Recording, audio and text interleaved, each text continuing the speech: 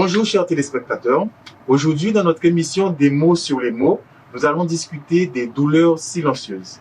Les douleurs silencieuses, et pour ça nous allons rencontrer Nita. Nita qui, à cause du confinement, n'a pas pu consulter et a vu son quotidien changer. Nita va nous expliquer comment elle a vécu ce confinement avec ses douleurs. Alors Nita, aujourd'hui nous sommes avec toi pour que tu nous expliques un petit peu comment se déroule ton quotidien vis-à-vis de ta maladie, donc les douleurs silencieuses. Comment tes habitudes ont changé avec ce confinement? Qu'est-ce qui a pu devenir un petit peu plus difficile ou qu'est-ce qui s'est simplifié, s'il y a des simplifications? Depuis le confinement, moi je crains d'aller chez le médecin, donc je ne vais pas consulter. Et les douleurs qui reviennent le plus souvent, ce sont les douleurs localisées aux deux épaules. Je les ressens comme des tiraillements, comme des charges électriques, comme des picotements. Franchement, ça me fait très mal. Et même pour pouvoir porter un plat au four, c'est difficile pour moi de lever les épaules. Donc, ce sont des douleurs handicapantes, invalidantes, parce que je ne peux pas me déplacer. Donc, j'attends qu'on m'apporte une solution. Mais on va se retrouver avec des spécialistes en plateau qui vont nous expliquer un petit peu ce que sont les douleurs silencieuses et ce que le confinement a pu effectivement engendrer et expliquer le mal-être de Nita pendant le confinement. Chers téléspectateurs, nous revoici en direct du plateau pour notre émission Des mots sur les mots. Nous sommes sur ce plateau avec Betty, une psychologue. Bonjour. Et le docteur Valérie. Bonjour, bonjour tout le monde. Nous souhaitions avoir, docteur Valérie, on va commencer par vous. Qu'est-ce qu'une douleur silencieuse? Alors, les douleurs silencieuses, ce sont toutes les douleurs aiguës, c'est-à-dire qui surviennent pendant moins de 3 mois, ou chroniques, donc qui durent plus de 3 mois, que l'on ne dit pas. Soit parce qu'on n'ose pas en parler, soit parce qu'on en a parlé et on n'a pas eu d'écoute, l'attention qu'on espérait avoir, aussi bien par les professionnels de santé, les médecins, les kinés, infirmiers, que par la famille et les amis. Okay. Et dans quel type de pathologie on peut trouver ce genre de douleurs silencieuses? Les douleurs silencieuses peuvent se retrouver dans n'importe quelle pathologie. Cela passe par la migraine, les maux de tête, les douleurs lombaires, les douleurs de cancer, les douleurs musculaires, ou bien les douleurs neuropathiques, comme les amputations, et les pathologies qu'on a du mal à expliquer, comme notamment la fibromyalgie. Alors, merci Dr Valérie. Nous avons Madame Betty, qui est psychologue. Pouvez-vous expliquer aux téléspectateurs qu'est-ce qui a pu changer au niveau psychologique lors du confinement? Il y a eu un impact de la vie, un impact sur le quotidien, un impact de la vie sociale, un impact moral. C'est manifesté par des troubles alimentaires, des perturbations du sommeil, des troubles de l'humeur. Ces personnes ont ressenti un mal-être. Ces personnes ont eu également un dégoût de la vie. Ok, merci Madame Betty pour cette analyse. Alors, je vais retourner avec le docteur Valérie. Docteur Valérie, sur le plan médical, quelle astuce, qu'est-ce que vous pourriez recommander à nos patients qui justement sont confinés chez eux et qui au quotidien subissent leurs douleurs silencieuses?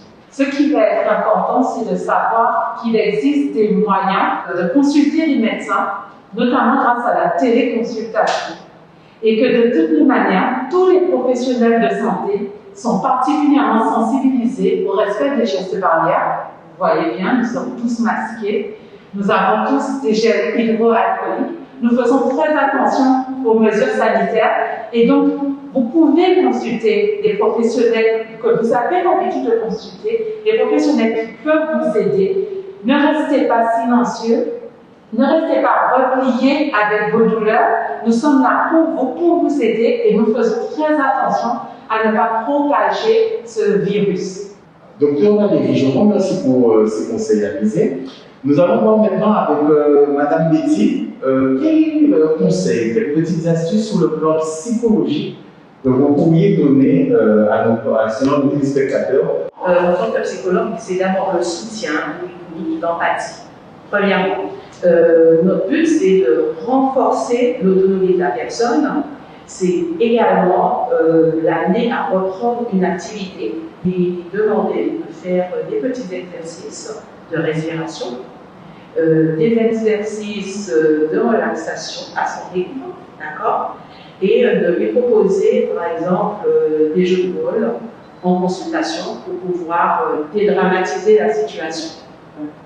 C'est important d'exprimer les émotions, parce que lorsqu'on ne les exprime pas, eh bien, elles reviennent, elles ressurgissent, et elles peuvent entraîner des séquelles beaucoup plus lourdes. Ok, merci Madame Betty pour ces petites astuces et conseils. Alors nous allons retrouver cette fois-ci une kinésithérapeute, Madame Astuce, qui va elle aussi nous donner quelques conseils pour pallier justement à vos douleurs que vous pourriez rencontrer justement lors de votre confinement. Je suis avec Nita qui souffre principalement de l'épaule gauche. Et en fait, je vais vous présenter des petites techniques justement pour pouvoir essayer de soulager cette douleur. Ça serait la technique du chaud qui consiste en fait à se procurer des poches d'eau qu'on trouve plus ou moins à la pharmacie. Ceux qui ne peuvent pas aller à la pharmacie ou qui n'ont pas à leur disposition la poche d'eau, on peut utiliser aussi une serviette qu'on va tremper dans de l'eau chaude, bien essorée, et poser justement au niveau de la zone douloureuse. Pour pouvoir soulager les douleurs de l'épaule, on peut du moins faire ce qu'on appelle des mouvements pendulaires. Pour ça, le patient, dont je vais inviter Nita, va pouvoir appuyer la tête au niveau d'un mur plat, donc pour qu'elle soit plus confortable. On va lui mettre un petit coussin, voilà, là-dessus. Et ensuite, Nita va baisser son bras et la laisser dans le vide. Alors, avec une petite bouteille bien remplie, parce qu'en fait, il faudrait quelque chose qui est du poids, ou encore une haltère pour ceux qui en ont, et bien, vous tenez la bouteille et vous faites des petits mouvements circulaires, 10 mouvements d'un côté, et ensuite 10 autres mouvements de l'autre côté, en relâchant bien l'épaule. C'est la fin de notre émission Des mots sur les mots concernant les douleurs silencieuses. Rappelez-vous, chers téléspectateurs, que vous pouvez consulter vos professionnels de santé par téléconsultation ou en présentiel. Nous restons à votre écoute. N'oubliez pas, ne restez pas seul avec vos mots.